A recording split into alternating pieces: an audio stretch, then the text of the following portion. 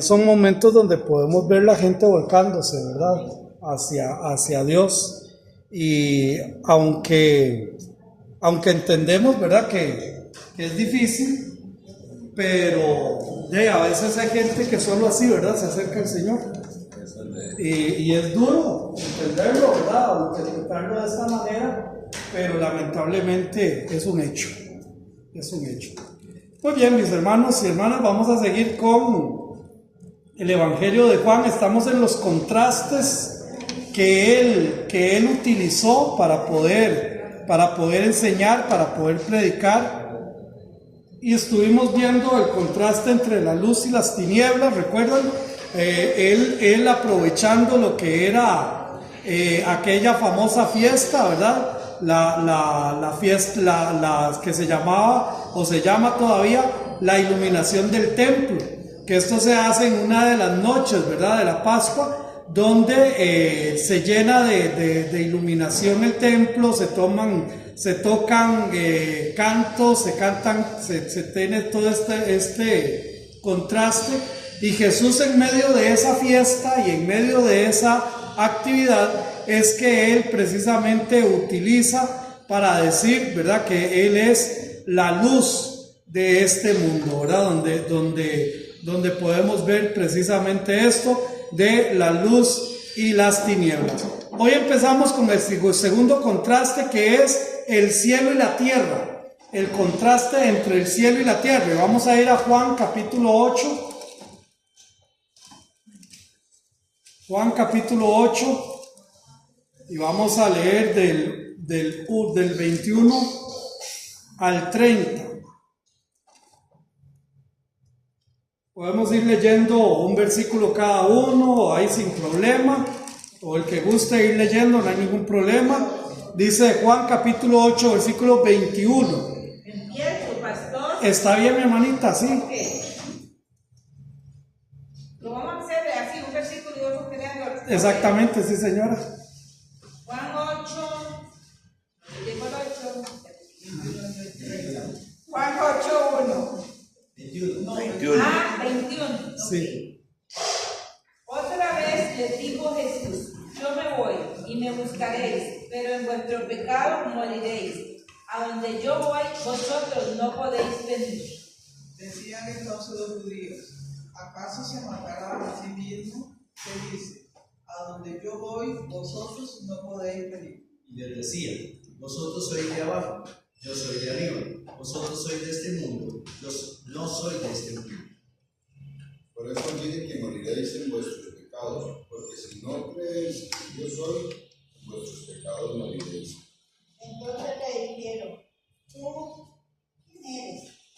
No te dijiste, porque en el principio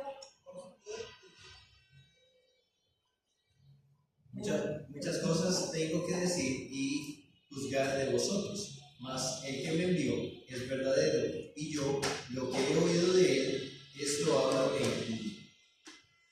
pero no entendieron que les hablaba pensado. Les dijo pues Jesús: cuando hayáis levantado al Hijo del Hombre, entonces conoceréis que yo soy, y que nada hago por mí mismo, sino que según me enseñó el Padre, así hablo. Porque el que me envió conmigo está, no me ha dejado solo el Padre, porque yo hago siempre lo que le agrada. Hablando de estas cosas, muchos creyeron en él. Ok, entonces vemos ahora Jesús va a utilizar un contraste que nosotros también utilizamos mucho, ¿verdad? El cielo y la tierra, y a veces decimos, uy, es que eso está en la distancia del cielo y la tierra. Ahora, la primera gran verdad que destaca este pasaje es que existe el nacimiento de arriba y existe el nacimiento de abajo. Esto, ¿cómo es que Jesús lo dice en el versículo 23? Y les dijo: vosotros sois de abajo y yo soy de arriba. Vosotros sois de este mundo y yo no soy de este mundo. Aquí está hablando de nacer de la carne, el nacimiento natural que todos nosotros tenemos o hemos experimentado, y nacer del Espíritu, nacer en Cristo Jesús. Y esto es muy importante, por supuesto que sí, porque esto es lo que hace la diferencia entre las personas que solo conocen de Cristo y las personas que realmente se entregan a Cristo, ¿verdad? Son dos cosas completamente diferentes. Una cosa es, por supuesto, nacer de la carne, es nacer de forma natural, y la otra es nacer del Espíritu.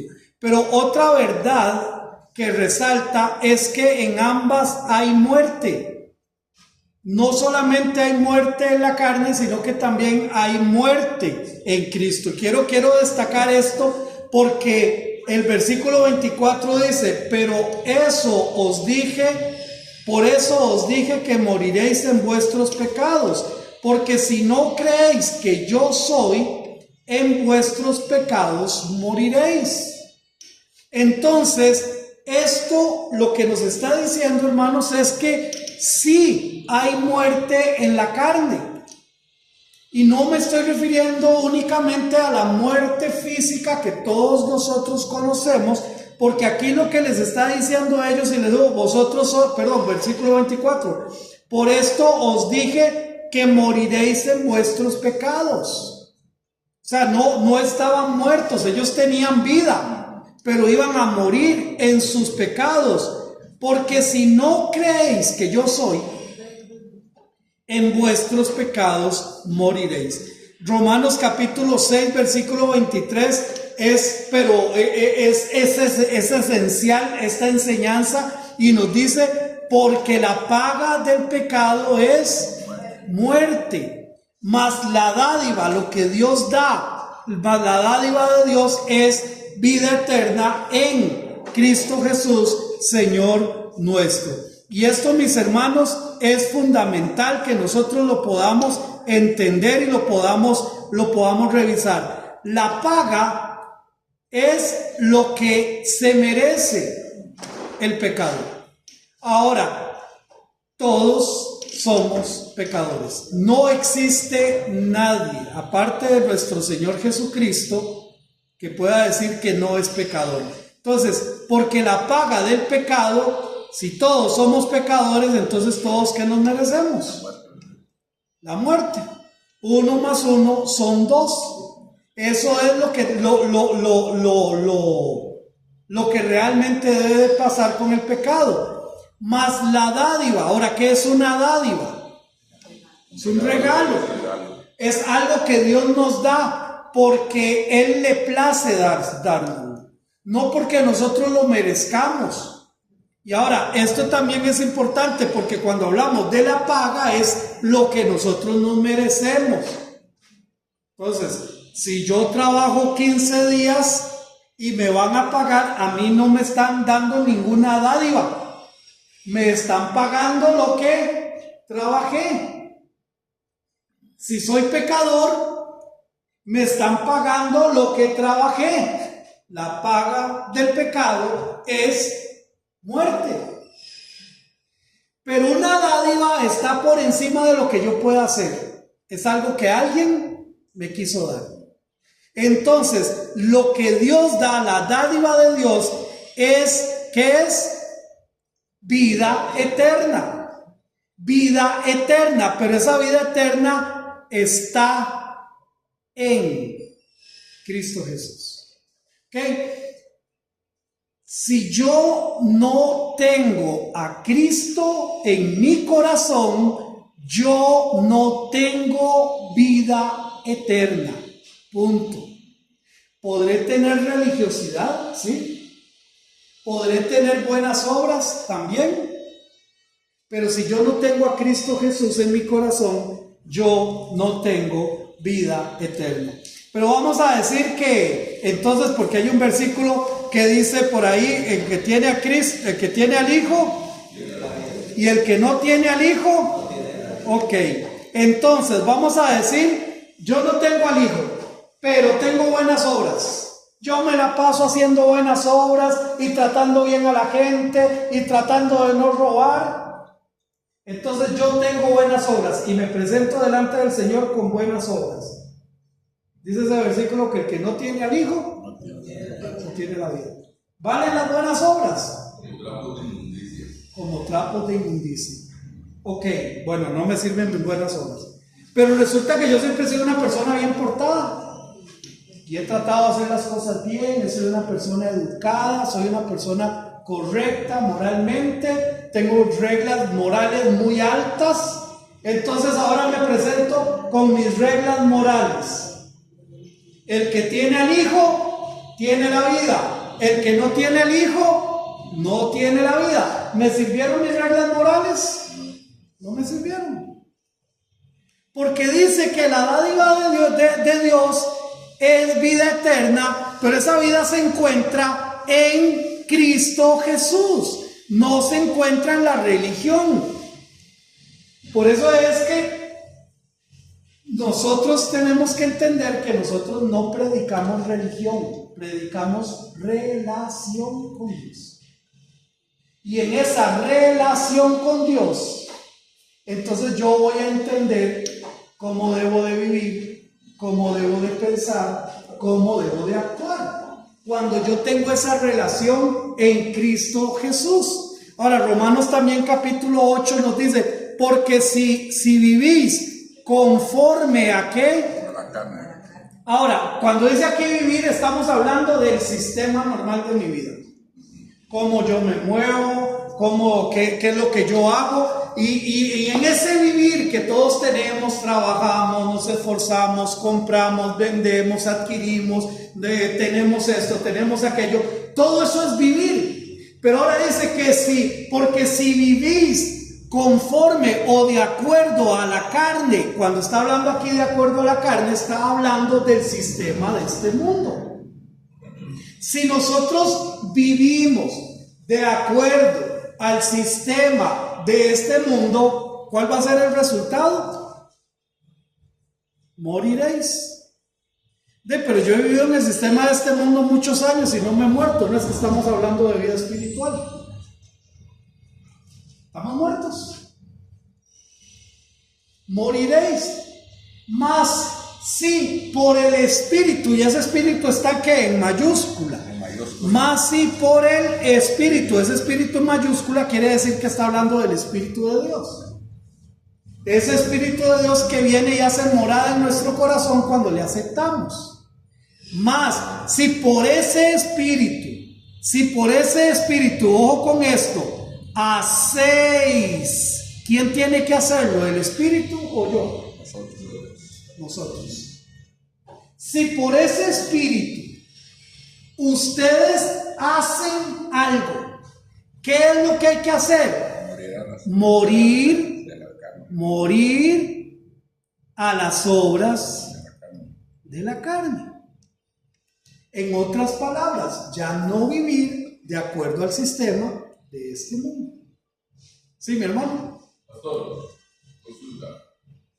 Ok, entiendo que perfectamente sí. Si por ese espíritu hacéis morir las obras de la carne, sí, pero entiendo que es por el espíritu. Al final no soy yo, siempre es el espíritu. O sea, que yo me doblegue ante él y diga, Señor, porque al final mi incapacidad siempre va a ser. Ahora, vamos a ver, por ejemplo, este versículo que dice, y estoy convencido de esto.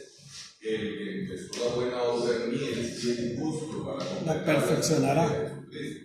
Entonces, en ese versículo también va como con esa seguridad de la salvación de que, vamos a ver, uno es bien endeble y bien débil, pero digamos, es la obra que yo le dije a Dios, haga en mi vida, a él no se le va a caer. Por lo menos es lo que yo entiendo siempre de ese versículo, que él me da una seguridad de que el que empezó la buena obra en mí es fiel y justo para terminarla, que no es una obra que va a dejar a medio palo. Así me lleve palo yo, ¿verdad? Mientras él me forma. Pero en este caso, digamos, si por el espíritu hacéis morir las obras de la carne, siempre es el espíritu. Esa es mi pregunta. Ok, perfecto. Lo voy a hacer. Bueno, no iba a usar un ejemplo, pero vamos a hacerlo así. Voy a hacer una pregunta. ¿Quién puede cumplir la voluntad de Dios en su propia fuerza? Nadie. Punto. Nadie. Por más que se esfuerce, por más que quiera, por más que las lea, no puede. Cuando yo leo aquí que más por el Espíritu hacéis morir, usted dijo la palabra clave y es sometimiento al Espíritu de Dios. En el tanto yo me someta al Espíritu de Dios, en ese mismo tanto yo voy a poder cumplir ese propósito de hacer morir las obras de la carne. Porque no somos capaces nosotros de obedecer a Dios. No somos capaces en nuestra propia fuerza de hacer la voluntad de Dios. Es por eso que nosotros tenemos que vivir una vida totalmente humillada delante de Dios, para que sea Él haciendo la obra. Pero ojo con eso, si yo no tomo esta actitud y tomo la actitud rebelde, no, yo sí puedo, no, yo esto lo manejo, entonces yo jamás voy a poder hacer que las obras de la carne se mueran en mí. Entonces, sí es el Espíritu desde ese punto de vista, porque es el Espíritu que me va a enseñar la palabra, es el Espíritu que me va a enseñar a obedecer su palabra, es el Espíritu el que me va a enseñar a cumplir su palabra, y todo va a depender de mi sometimiento a eso. Ahora recuerden que la palabra de Dios, nosotros tenemos una gran ventaja. ¿Y cuál es esta gran ventaja? Vamos a ver. ¿Quién escribió? Bueno, ¿quién ha leído Quijote de la Mancha? Por lo menos unas partes del libro. Todo lo que dice ahí usted lo ha entendido, cada palabra, cada ejemplo, lo ha entendido. ¿Verdad que no? Hay cosas que no. Y a veces hay que buscar el español arcaico para poder entender qué es lo que está diciendo, ¿cierto? ¿Se imaginan ustedes lo que es leer Quijote de la Mancha si el autor de ese libro estuviera a la par de nosotros explicándonos? ¿A quién le encantaría esa experiencia?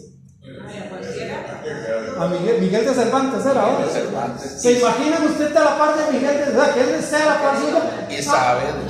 Ok, esto lo dije por esta razón y por esta razón. ¿Se imaginan qué cosa más hermosa? Pero saben ustedes que eso es lo que pasa con la Biblia hoy en nuestros tiempos. Porque la Biblia fue inspirada por el Espíritu de Dios y Él nos mueve a comprender su palabra. Nosotros tenemos esa gran bendición de antes de leer su palabra decirle: Señor, enséñame qué es lo que tú quieres que yo aprenda en esto. Claro que hay que esforzarnos, por supuesto que sí, pero si no nos sometemos a la voluntad por el Espíritu, sometidos al Espíritu para hacer morir las obras de la carne, entonces no vamos a vivir. Pero si sí lo hacemos, ¿qué va a ser el resultado? Ay, pero ya yo estoy vivo. No estamos hablando de vida espiritual. Hermanita Catalina. Pastor, una pregunta que siempre me da, o sea, tal vez no me ha quedado bien clara. Ajá. Por ejemplo, ahorita hablamos bien y lo dice la palabra de Dios, las obras no lo van a salvar a uno nada, ni porque sea buena gente, ni porque uno clame a un Dios que todavía no ha aceptado en el corazón.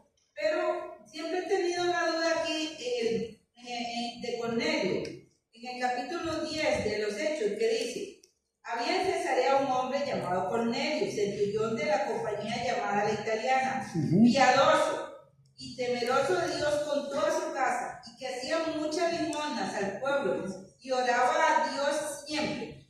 Y si uno sigue la lectura, después dice que a él se le apareció un ángel y le dijo: tus limosnas han llegado, han subido. O sea, que Dios lo escuchaba, y después descendió el Espíritu Santo sobre ellos.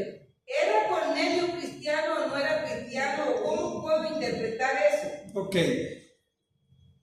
Si seguimos leyendo, ¿verdad? Si seguimos leyendo ahí en el versículo que dice mi hermana 4, él mirándole fijamente y atemorizado dijo: ¿qué es, Señor? Ahora, ¿quién vio? Este vio, versículo 3, vio claramente en una visión, como a la hora 9 del día, que un ángel de Dios estaba estaba donde él estaba y le decía a Cornelio, él tiene todas estas características, y dice que llegó un ángel de Dios para hablarle. Ok, dejémoslo ahí. En el versículo 17, cuando está con Pedro, ahora vamos a ver a Pedro, y mientras Pedro estaba perplejo dentro de sí sobre lo que significaba la visión que había visto, he aquí los hombres que, antes de esto, porque Cornelio no era como una cosa inmunda, digamos. ¿sí? En el 14 dice, entonces Pedro dijo, Señor, no, porque ninguna cosa común o inmunda he comido jamás. Cuando él tuvo la visión del baño, o el lienzo, que tenía un montón de animales y que se le daba la orden. Exactamente. Y Pedro entiende eso cuando llegan los hombres de Cornelio y le dicen que Cornelio lo llama, porque entiendo que Cornelio era ¿qué? Un tipo. Sí. Lo que quiero llevarle es lo siguiente. Pedro.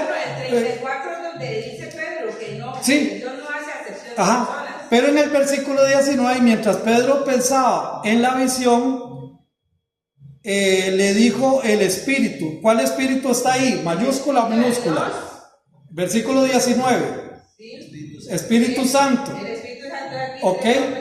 Ok, vamos aquí. Mientras Pedro pensaba en la visión, le dijo el Espíritu: he aquí 3 hombres te buscan. Ahora, a Cornelio le llegó un ángel, un mensajero, para decirle lo que ya sabemos que le iba a decir.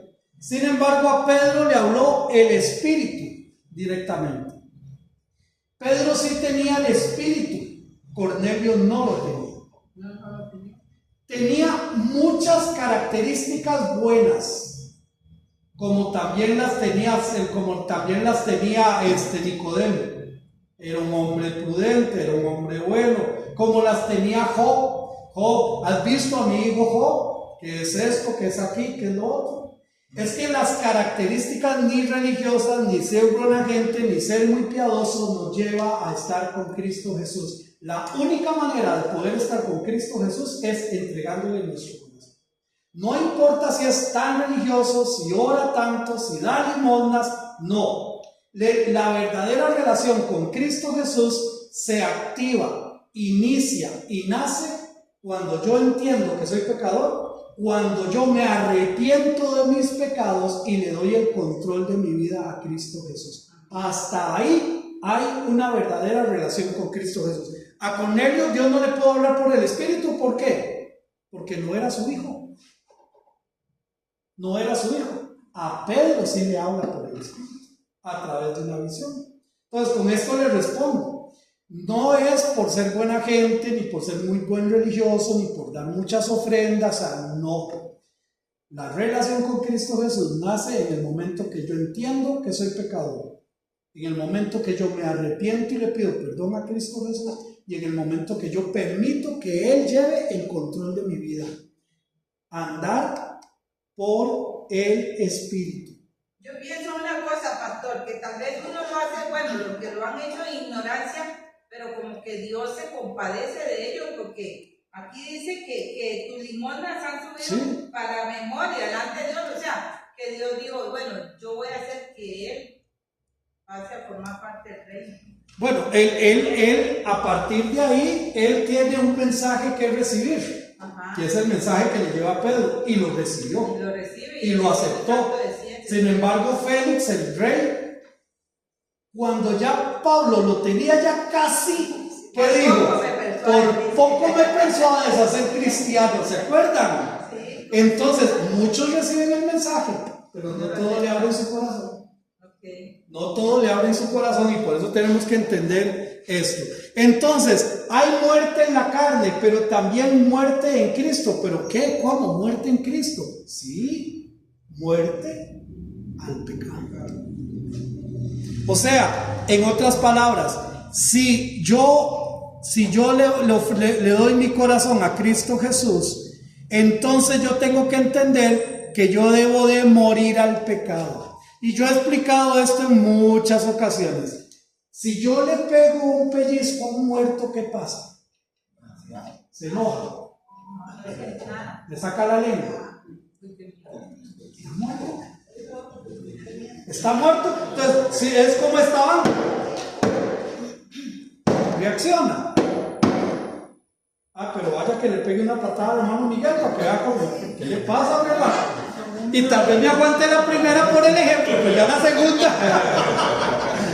Porque Él sí está vivo. Cuando nosotros estamos en Cristo Jesús, nosotros tenemos que entender que sí, también hay muerte. Debe de haber muerte al pecado. Colosenses 3:3, porque habéis muerto y vuestra vida está escondida con Cristo en Dios. Y me encanta esto. Nuestra vida está escondida con y en.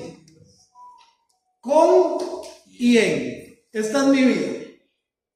Mi vida está con Cristo en Dios.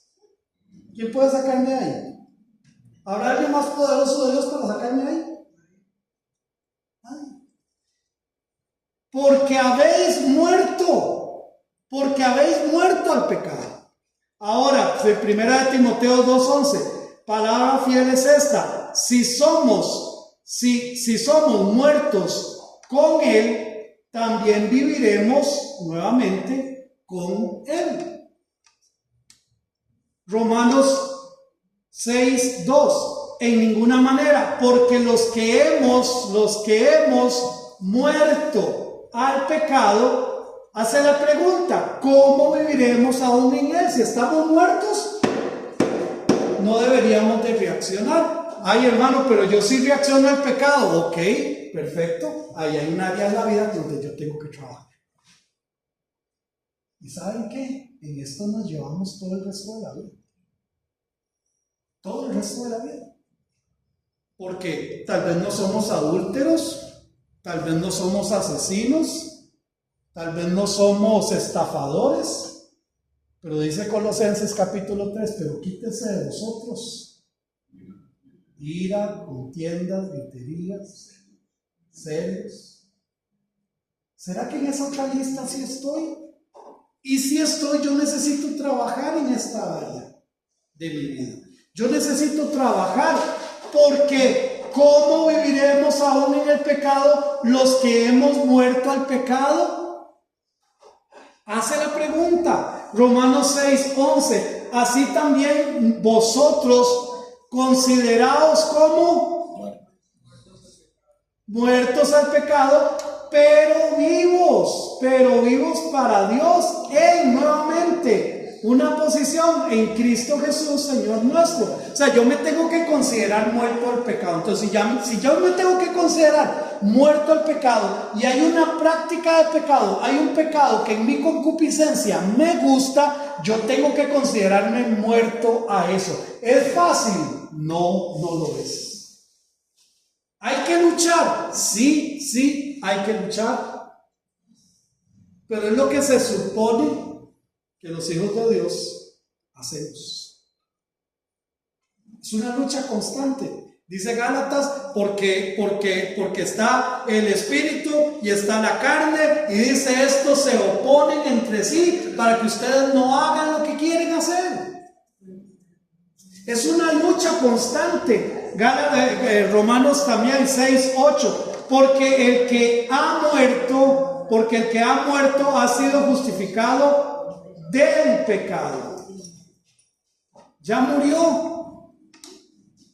Pero hermano, ¿cómo hago si yo reacciono? Ok, si yo reacciono hay algo de vida ahí que yo necesito matar. Ahora, yo nunca fui muy aficionado al televisor, o sea, a las fabras y esto, pero no sé, tal vez antes podía ver 2 partidos o podía ver una serie o incluso 2 series seguidas de televisión, 2 programas de televisión seguidos. Podía estar 2 horas y resto frente al televisor o 4 horas frente al televisor. Cada caso podrá ser muy diferente. Pero han pasado los años, las prioridades han cambiado, las situaciones han cambiado y ya usted dice, ¿cómo? 3 horas frente al tele. No, hombre, yo no tengo tiempo para eso. ¿Les ha pasado? O en alguna otra área de su vida. Voy a las tiendas, si duro 5 horas viendo esto, al final no compro nada. Y usted dice, ay, qué lindo. Pero años después dice, no, hombre, ¿cómo yo voy a perder mi tiempo? Voy y lo primero que veo, eso compro y ya está. Las prioridades cambian. Nosotros cambiamos. Los seres humanos cambiamos. Pues si nosotros estamos en Cristo, también las prácticas, las reacciones al pecado tienen que ir cambiando. No podemos seguir reaccionando igual a la concupiscencia. ¿Me doy a entender, hermanos? Yo no puedo pasar 25 años en una vida cristiana luchando y luchando y luchando contra el licor, luchando contra la pornografía, luchando contra esto, luchando contra lo otro. No es posible, porque entonces ya seríamos niños espirituales. ¿Recuerdan como les dijo Pablo la otra vez? Pudiendo ser ya ustedes maestros, siguen siendo niños espirituales. Ahora, esta lucha no termina, hermanos. No, hoy es una lucha, mañana es otra lucha, pasado es otra lucha, y vivimos luchando, y luchando, y luchando. Pero no es posible que por ejemplo, yo que tengo 16 años de casado, que todavía esté batallando porque todavía le grito a mi esposa. Y soy un malcriado, y soy esto, y soy aquello. No, son cosas que yo tengo que luchar y tengo que ir muriendo a todo eso. Pastor, sí, mi hermano. Para ratificar más lo que acaba de decir usted, en Primera de Corintios, sí, aquí está, Primera de Corintios, capítulo 14, en el versículo 20, vea, Pablo le da mucha importancia y nos habla a nosotros, no le habla a la gente de afuera, nos habla a nosotros, los cristianos, dice. Primera de Corintios 14, 20 dice, hermanos, no seáis niños en el modo de pensar, sino sed niños en la malicia. O sea, en el pecado dice seamos niños, pero en nuestro modo de pensar. Y vea que sí es importante que lo vuelve a ratificar, dice, pero maduros en el modo de pensar. O sea, que él nos dice que nosotros, porque hay gente porque esa es una niñería. Ay, yo no voy a la iglesia porque vi al pastor y no me saludó. Entonces le digo yo, pero entonces, si usted lo vio, vaya y salúdelo usted. Hay gente que se va a la iglesia solo porque el pastor no lo saludó. Entonces es un niño. ¿Me entiende? O sea, hay gente que se va de las iglesias por niñerías. Sí. Y entonces, vea que aquí lo dice 2 veces. Dice, no sean niños en el modo de pensar, sino sean niños en la malicia, pero maduros en el modo de pensar. Amén. Y lo dice 2 veces. Amén. Y es el cuidado que tenemos que tener, porque todos los días es esto. Gálatas 5:24. Pero los que son de Cristo han crucificado la carne con sus pasiones y con sus deseos. Y ustedes ya he explicado esto en varias ocasiones. Cuando habla de crucificar es un asunto grotesco, es un asunto duro, es un asunto difícil, pero es algo que Dios nos pide. Crucificar la carne. Porque los que son de Cristo, vea que está hablando del tiempo presente, son de Cristo. Los que son de Cristo, dice que han crucificado la carne. Ya lo hicieron. Hermano, pero yo lucho, sí, yo también lucho. Y esa es una evidencia de que soy un hijo de Dios porque lucho, precisamente. Sí, y a veces cometo cosas que ya no hacía, ya esto, ya lo otro, y retrocedí, y lucho, hasta que ya después son cosas que son tan de niños, ¿verdad? Que son tan de niños, ¿verdad? Como el niño que llora y que llora porque se le perdió una bolincha, ¿verdad? Una bolincha, y llora un día, y llora otro día, ay, la bolincha. hasta que se da cuenta que hay un montón de bolichas y que no son tan caras y que le compraron una bolsa. Y ya ese llorar por ya maduró, me doy a entender, va creciendo. ¿Tendrá otras luchas? Sí, claro que tendrá otras luchas. Nosotros los hijos de Dios pasamos luchando. Pues si habéis muerto con Cristo, otra vez muerte en cuanto a los rudimentos del mundo, ¿por qué como si vivierais en el mundo os sometéis a preceptos? Y no me voy a referir a preceptos del mundo y todo esto, pero hace una pregunta. Pues si habéis muerto con Cristo, ya moriste. Si habéis muerto con Cristo en cuanto a los rudimentos del mundo, las cosas del mundo, ¿por qué como si vivierais? Vea que eso es una analogía. ¿Cómo? ¿Por qué como si vivierais en el mundo os volvéis a someter?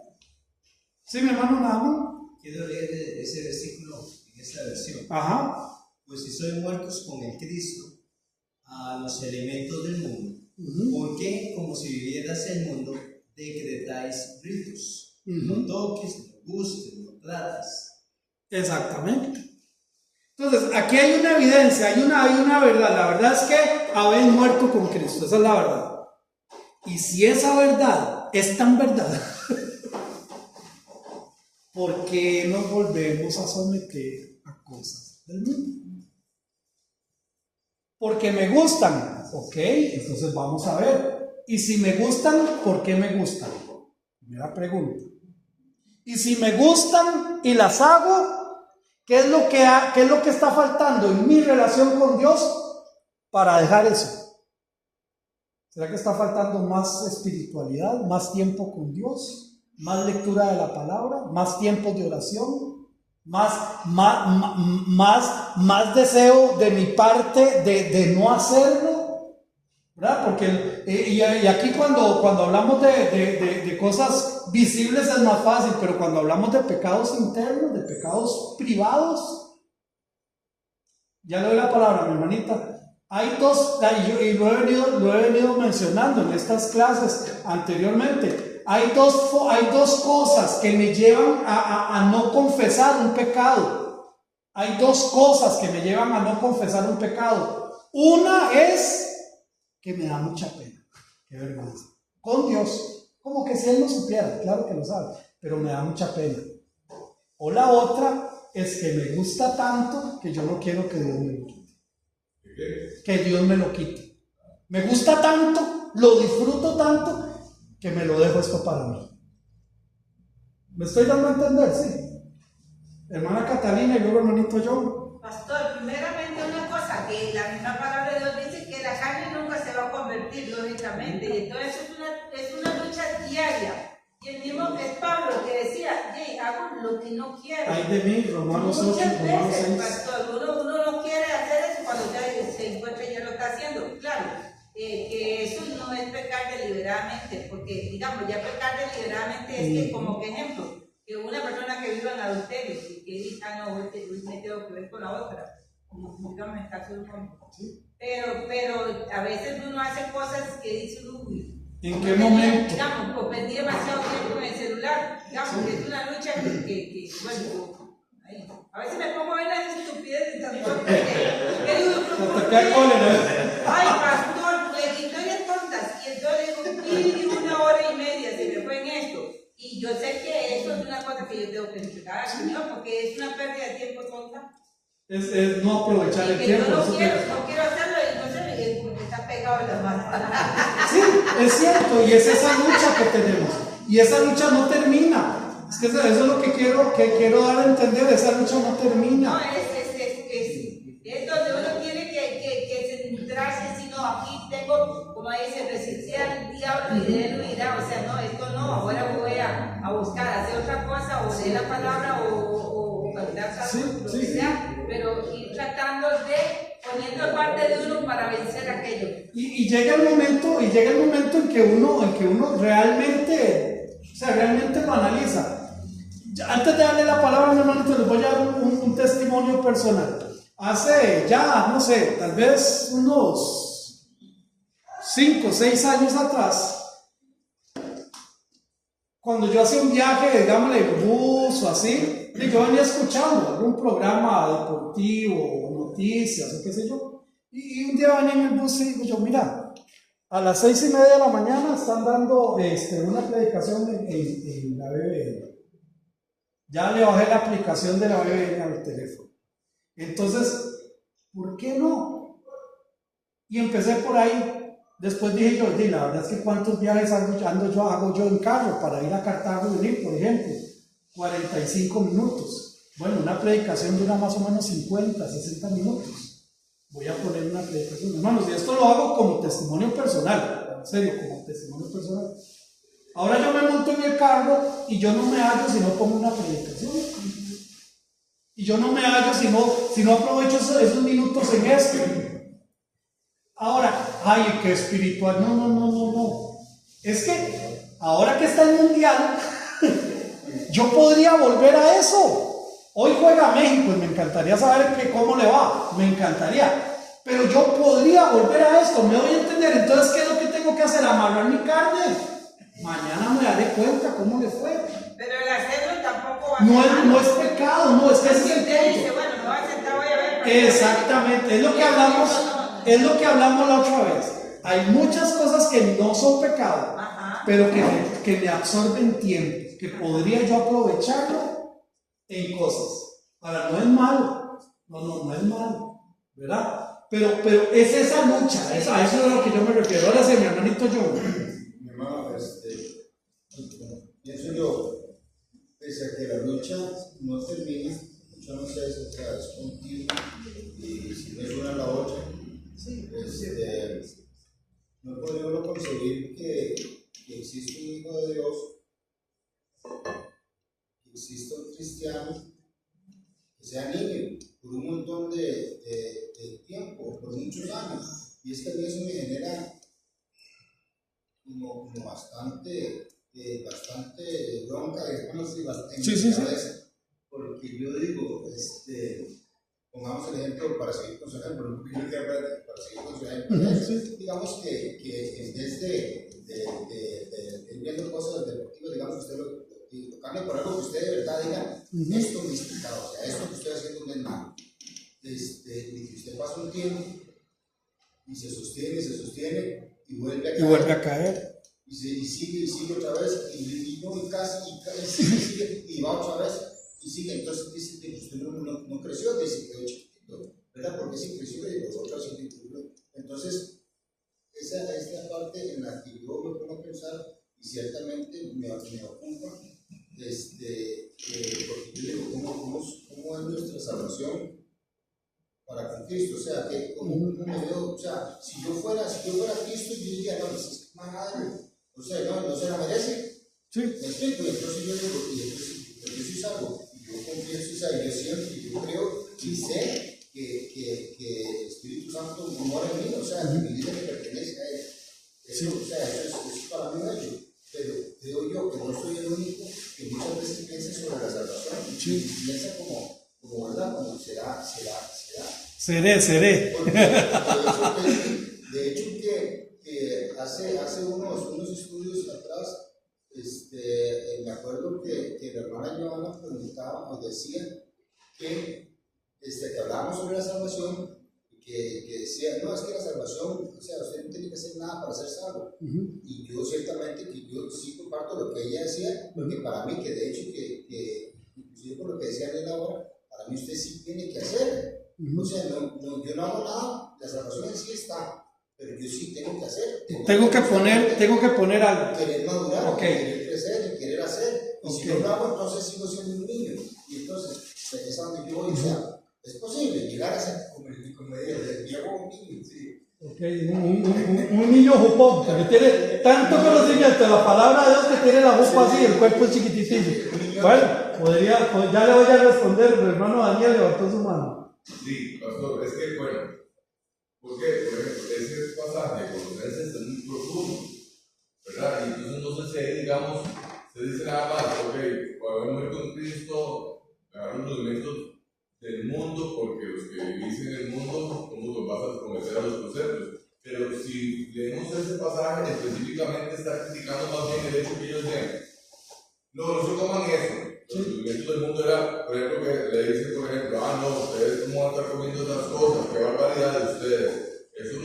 cristianos. Ese era el rudimento del mundo. Entonces, perfectamente, por ejemplo, ellos estaban cayendo en un cuestionamiento, decir, uy, entonces yo no estoy haciendo las cosas bien, pero ¿por qué? Porque al final ese pasaje habla más para la libertad en Cristo Jesús. O sea, era como esa seguridad y esa libertad. No se trata de con que como que todo que ofrece, no que es. Ustedes sometanse a Cristo. Cristo clavó todo esto en la cruz. Y al final, porque el pasaje así de Colosenses, no, yo lo leí rápidamente, pero ese pasaje es muy profundo. Por ejemplo, un rudimento del mundo. Le dicen, no, es que usted tiene que circuncidarse. Le decían, por ejemplo, eso es uno de los rudimentos que decían, tiene que circuncidarse, porque si no usted, si ya hace todo Cristo, está bien, pero dice, tiene que haber evidencias de que Cristo está subido. Si usted está en Cristo, que tiene que circuncidarse, y aparte, usted tiene que hacer esto, y no tiene que hacer esto, ni puede hacer esto, ni tiene que hacer esto, porque si no, usted no es cristiano, ni tiene a Cristo en su vida. Y entonces Pablo le dice a los colosenses, no, esa no es la libertad de Cristo Jesús. La libertad de Cristo Jesús es que, y le da todo una carta, ¿verdad? De la libertad de Cristo. ¿Cómo se entiende? Ok, por eso cuando toqué Colosenses, porque bien, como bien lo mencionaste, es muy profundo aquí, yo quiero hablar solo del principio. El principio es que si hemos muerto con Cristo, no deberíamos de seguir o someternos, ¿verdad? Porque como si vivierais en el mundo, os sometéis. La misma persona que dijo que está muerto en Cristo. Él mismo se está sometiendo. Entonces, aquí el principio es, si yo morí con Cristo, yo no tengo por qué reaccionar con vida, en este caso a rudimentos. ¿Okay? Pero ahora, lo que el hermano Jonathan está diciendo es muy fuerte. Voy a verlo en dos sentidos. En el primer sentido, que yo vea a alguien que dice ser cristiano o cristiana, pero como que sí y cae, como que sí y cae, como que sí y cae.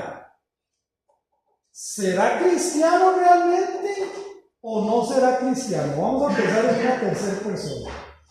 En primer lugar, Romanos capítulo 14 nos dice a nosotros que nosotros no podemos juzgar a nadie. O sea, si esa persona dice que es cristiano el domingo y el viernes le está dando vuelta a su esposa y el miércoles está tomando guaro y él dice que es cristiano el domingo y al otro, o sea, yo no estoy para juzgarlo. Él dice. Entonces, desde ese punto de vista, yo lo más que puedo hacer es orar por esa persona que dice que es mi hermano en Cristo, pero tiene una vida de esas cosas. Eso es lo más que yo puedo hacer. Darle un consejo cuando pueda, exhortarle cuando pueda, pero es todo lo que yo puedo hacer. Yo no puedo decir, no, si no es cristiano, o sí es cristiano. Pero si soy yo, ahí yo tengo que revisar mi relación.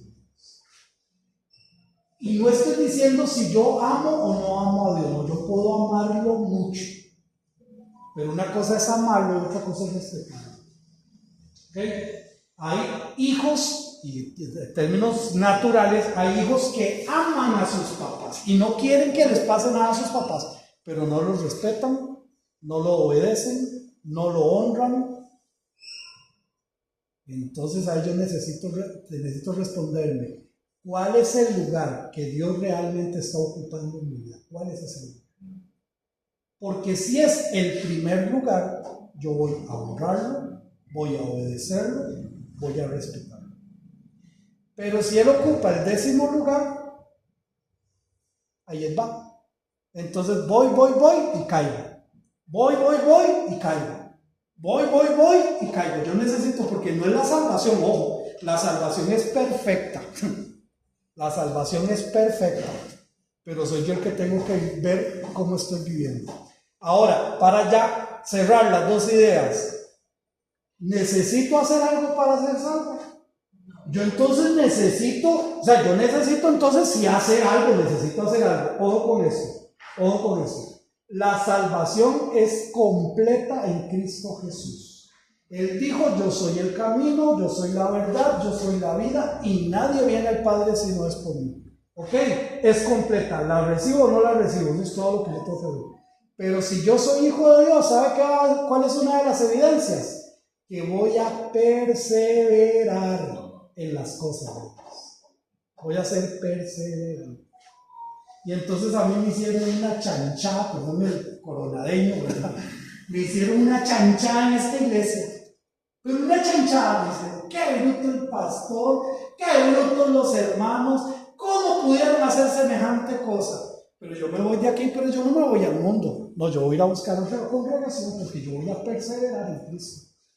Yo voy a buscar dónde puedo yo alimentarme espiritualmente. Yo voy a buscar dónde puedo yo mantener mi relación con Dios. Yo voy a buscar dónde puedo yo crecer espiritualmente. Yo voy a buscar dónde el don que Dios me ha dado o los dones que Dios me ha dado, donde yo los puedo ejercer. Eso es perseverar. Y sí, todo el que persevera, segunda de Juan, versículo 9. Tal vez con esto lo podemos buscar y con esto cerramos. ¿Quién me ayuda? Segunda carta de Juan, versículo 9.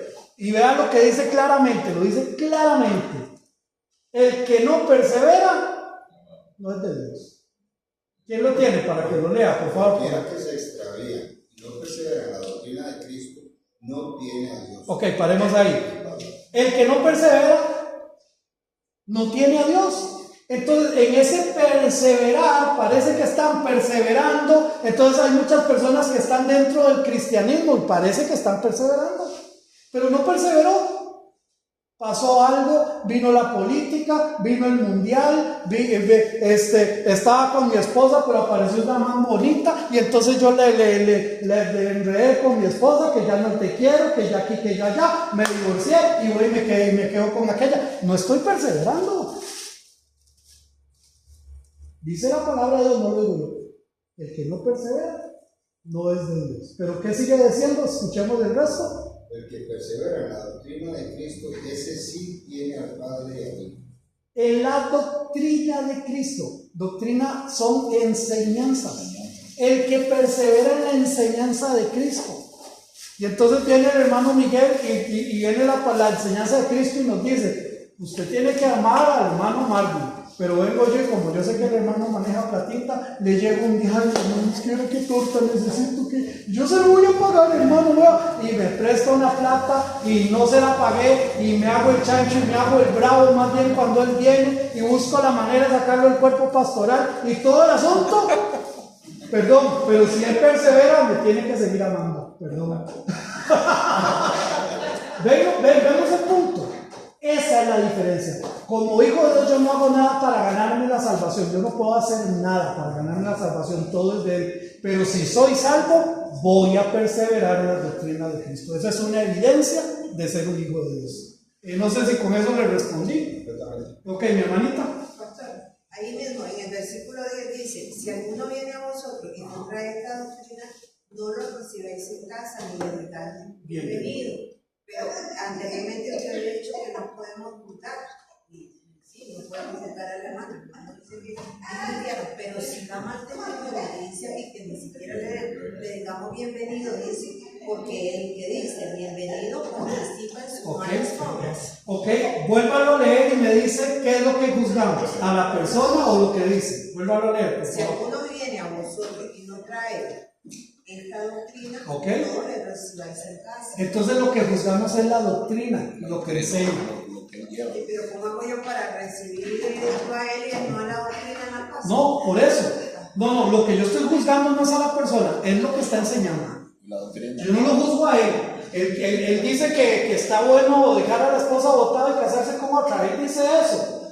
Problema de él, yo no lo estoy rechazando a él. Pero esa doctrina no está de acuerdo a lo que la palabra de Dios dice. Y si no está de acuerdo a lo que la palabra de Dios dice, no le diga bienvenido. Por eso, entonces literalmente no lo recibo en mi casa. Ahora, esto de recibirlo en la casa es algo muy íntimo, no es como ahora, ¿verdad? Ahora nosotros a veces tomamos café y hacemos, pero en esos tiempos, el recibir era compartir con la persona, ser parte de. Eso era lo que está diciendo. No es que no podamos tomarnos un café, porque yo puedo tener un tío que es un adúltero, o puedo tener un tío que es un ateo, y yo por eso no, yo ni lo recibo en la casa, yo no me tomo café. No, lo que yo no le acepto es la enseñanza, la doctrina, lo que él dice. Eso es lo que yo tengo que juzgar, la enseñanza que dijo, porque está hablando de maestros, de los que vienen y enseñan. ¿Se imaginan ustedes que ustedes cuiden tanto a sus hijos y todo el asunto y venga alguien que dice que es psicólogo infantil y le enseña un poco de barbaridad? Usted lo metería a su casa y le diría bienvenido y venga, comparte con mis hijos, ¿verdad que no? Usted no está juzgando a la persona, usted está juzgando lo que enseña. Ese versículo nos enseña a que nosotros debemos de juzgar lo que la gente enseña, y ese es el cuidado que entonces juzgar es analizar, saber qué es lo que está diciendo es incorrecto y no rechazarlo. No rechazamos a la persona. Si rechazamos lo que enseña, por supuesto que sí. Si yo mismo como pastor el próximo domingo me levanto y enseño 4 estupideces ahí desde el púlpito, ay, pobrecito el pastor. No, ustedes me llaman, hermano, perdón, pero ¿de dónde sacó usted eso de la Biblia? ¿De dónde? Perdóneme, pero ustedes lo podemos querer mucho y usted es muy buena gente, pero vamos a juzgar lo que usted está enseñando. Bueno, eso es lo que nos dice. Al final tenemos que tener real conocimiento nosotros individual para poder rechazar igual, ¿verdad? No podemos rechazar algo si no lo conocemos, ¿verdad? Y viene alguien y dice, ay, es que hermanos, la salvación es gratuita, pero hay que ganarse el derecho de ser salvo. Y yo en mi vida me he puesto a pensar, yo creo en la salvación. Y creo en la salvación, y creo que realmente es por méritos propios, o creo que es por méritos de Cristo Jesús. Y si yo nunca he estudiado eso, pues yo sí necesito conocer la palabra de Dios, en todas las áreas, poco a poco. Pastor, así rápidamente, ¿Okay? Salud. Porque el Señor mismo en el momento más difícil, antes de enfrentar la crucifixión, Él le hace una recomendación a los apóstoles, y yo creo que esa recomendación vale para todos los que estamos aquí. Si no me falla la memoria, es en el Evangelio de Mateo, capítulo 26, versículo 41. Él dice, velad y orad para que no entréis en tentación. Velad y orad. ¿Cuánto lo hacemos? Esa es la pregunta. Velad y orad para que no entréis en tentación. Y él dice, porque a la verdad el Espíritu, y está en minúscula, el Espíritu es el Espíritu de nosotros. El Espíritu dice, está dispuesto, pero la carne es débil. Ahora, ¿qué alimentamos nosotros todos los días? ¿A qué le damos más importancia? ¿Cuál es el tiempo que sacamos nosotros para alimentar nuestro espíritu? Porque aquí lo que me dijo mi hermano Jonathan, aquí está bien claro. Si usted en todo el día, usted alimenta más la carne, eso es lo que va a prevalecer sobre su vida. Claro. Pero si usted alimenta su espíritu, eso es lo que va a prevalecer. ¿Que eso es fácil? Eso no es fácil. Eso no es fácil, porque usted tiene que sacar ese tiempo con el Señor, y entre más usted, eso es como ir a un gimnasio. Eso es disciplina. Si usted no es disciplinado en lo espiritual, usted siempre va a fracasar, porque la carne siempre va a estar por encima, y esa es una guerra que no termina. ¿Cuándo termina? Hasta que nos muramos. Porque pues, sí, podemos tener 80 años y vamos a seguir teniendo esa lucha, pero el Señor nos dice claramente, velen y oren. ¿Para qué? Para que no entren en tentación. La única manera de que ustedes puedan no entrar, la tentación no es mala, lo malo es caer en ella, porque la tentación siempre va a estar a la vuelta de la esquina. Pero Él le dice a uno, velen y oren. ¿Para qué? Para que no entren en tentación, porque a la verdad dice, el espíritu está dispuesto, pero la carne es débil. ¿Qué va a prevalecer en nosotros? Lo que alimentemos. Así es. Ok, para terminar, primera de Pedro 2:24, quien llevó Él mismo nuestros pecados en su cuerpo sobre el madero cuando fue crucificado, para que nosotros estando muertos a los pecados, estando muertos a los pecados, ahora vivimos a la justicia, y por cuya herida fuisteis sanados. Sanados no está hablando de sanidad física, está hablando de un bienestar, de estar bien. Fuisteis sanados. Ahora, la diferencia en estas muertes se fundamenta en la obra de Jesucristo en nuestras vidas. Ahí vamos a ver la diferencia, pero si Dios quiere, el próximo martes, 7 de la noche, arrancamos. Aquí no hay 6 de la tarde, arrancamos con eso. Aquí no hay anécdota. Ok, mis hermanos, que el Señor me los continúe bendiciendo. Recordemos mañana, si Dios lo permite, a las 9 de la mañana tenemos el culto de ayuno y oración. Creo que ya recogimos los días, ¿no? Sí, claro. Vamos a ponernos de pie, vamos a terminar con una palabra de oración. Padre, te damos gracias en esta noche por este ratito que nos has permitido estar acá, Señor, escuchando tu palabra y creciendo cada día más en ella, Señor. Te pedimos, mi buen Dios, que tú nos acompañes ahora que vamos a nuestros hogares y que seas tú, Padre, dirigiendo nuestras vidas. Si tu voluntad está en que podamos tener el día de mañana, que realmente, Padre, nuestro anhelo y nuestro deseo sea agradarte a ti, obedecerte a ti y hacer tu voluntad. Gracias, Padre, en el nombre de tu Hijo Cristo Jesús. Amén. Amén. Que el Señor les continúe bendiciendo, mis hermanos. ¿Ah? No. No, yo también. No le he pasado. Es que, bueno, ya apenas voy a empezar. No, ni el mismo rango. No. Ya le mandé el informe. No, lo que tengo es todo el estudio de hebreo. Si quieren que después, si ustedes de hebreo, si quieren se lo voy pasando. Son unas diferentes. No. Sí. Y lo hacemos igual, no solo. Porque ya lo tengo todo listo.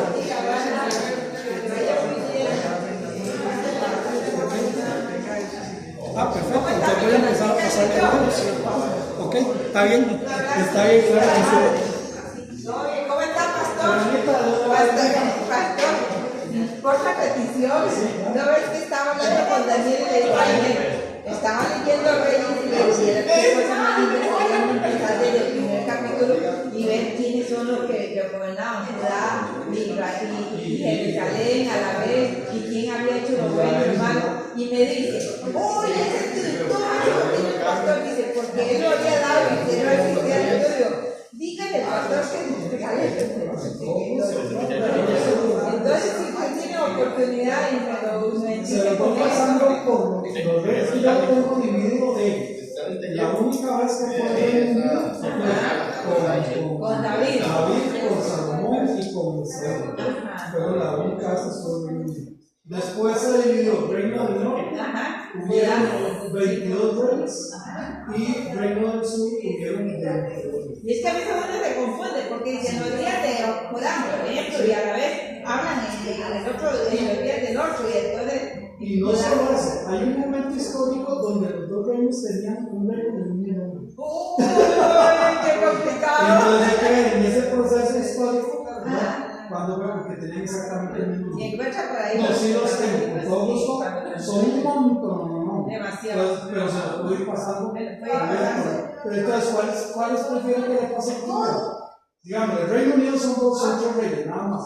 Pero le puedo pasar todos los del Reino del Norte o todos los del Reino del Sur, o le paso el resto de reyes. ¡Qué bonito! Es un folleto. Ese no lo Bueno, sí, lo del unido sí, yo sé que era cuando estaba David y Salomón, y entonces yo por eso era que estaba con Daniel, le digo, Daniel, mira, le digo yo, no veo que cuando el rey de Babilonia vino se llevó todo el oro que Salomón había puesto, me dice, mami, ahí entonces la división, y entonces ahí, sí, la dispersión o algo así, que Babilonia se trae, sí, Nabucodonosor y entonces, pero Nabucodonosor entró en 3 momentos diferentes de Israel, a Jerusalén. En una fue se llevó a Daniel, Saraya, después se llevó lo del palacio y después sí, es que son tantos pastores. Pero no se estresa, le voy a pasar lo del Reino Unido para que estudie esos 3. Y después le voy a empezar a pasar el Reino del Norte. Ok. Que son todos reyes malos. Así todos reyes malos. Sí. Entonces le voy a pasar esos y después le empiezo a pasar por el rey de ¿A dónde te lo pasa? Al correo. Al correo no. Bueno, al correo, porque en celular no me cabe poner una cuba. No, es preferible el correo. Al correo y yo ahí lo imprimo y si puedo pasárselos de una vez como archivos, como carpetas, yo lo tengo en carpetas. Entonces, Ahí está el nombre que si me saca mi todo así. Perfecto. Pero llega mi Bueno, Dios bendiga. Con todo gusto. Muchísimas gracias, de ¿Ya le verdad. preguntó a los reyes? Sí, Sí,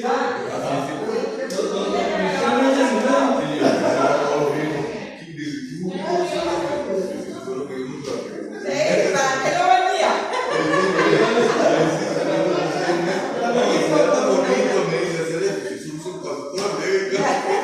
yo creo que me están quedando de hebreos,